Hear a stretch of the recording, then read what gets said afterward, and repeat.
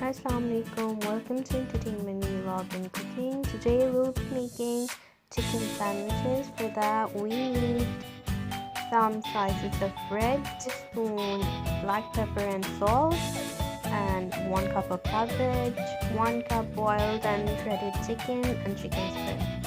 So first off, we're going to cut off the edges.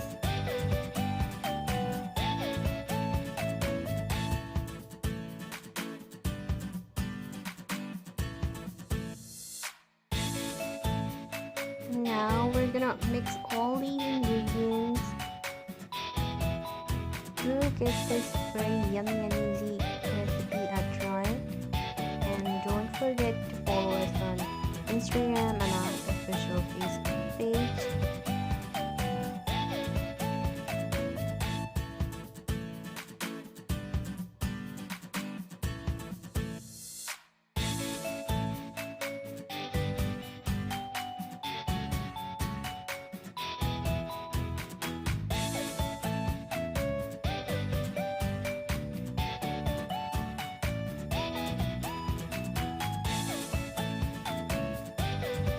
Just gonna spread this mixture on the bread.